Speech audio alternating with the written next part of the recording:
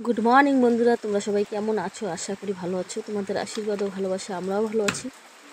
তো সকাল সকাল ঘুম থেকে উঠে দেখি সকাল ভোরবেলার থেকেই তো প্রচণ্ড পরিমাণে বৃষ্টি নেমে গেছে। তো আজকে হচ্ছে ঈদ।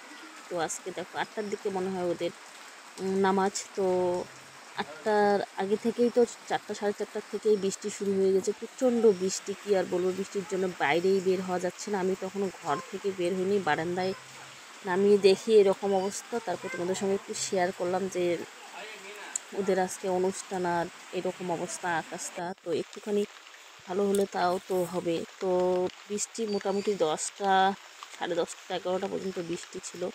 তো বিকালবেলার দিকেও বেশি একটা ভালো হয়নি। তো আমি আবার ভেবেছিলাম যে প্রত্যেকবারে ঈদের দিন আমি বিকালবেলা একটু ঘুরতে যাই, এমনিতেই ঘুরতে যাই। তো ভেবেছিলাম যে আজকেও যাব, তো সেটা আর হলো না, কারণ যে আকাশের অবস্থা। তো ধর্ম যার যার, উৎসব সবার জন্য। তো এমনটা তো না যে ওদের ঈদ জন্য আমরা যেতে পারবো না ঘুরতে, আর আমাদের পূজার জন্য ওরা আসতে পারবে না, তার তো কোনো মানে নেই। উৎসব সবার জন্য, যার মনে চাবে সে যাবে, যার মনে চাবে না সে যাবে না। আর আমার ভালো লাগে ঘুরতে, যার যেটা অনুষ্ঠানে হোক না কেন, যে অনুষ্ঠানে হোক আমার ভালো লাগে যেতে, এর জন্য আমি যাই। তো তারপরে স্নান টান করে রান্নাবাড়ি সব কমপ্লিট করে স্নান করে চলে আসলাম ঠাকুর ঘরে পুজো দিতে। তো আজকে তো সোমবার, তো আমি সোমবারে মহাদেবের ঘট বসাই।